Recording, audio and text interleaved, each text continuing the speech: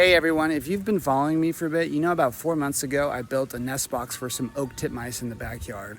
They're a common cavity nester here in California related to chickadees, and they moved in, built a nest, laid 7 eggs, all the eggs hatched, and the chicks just fledged this morning. So I just wanted to show you a little footage of that. If you want to watch the full footage unedited, you can watch that on my YouTube channel. Either way, hope you guys enjoy.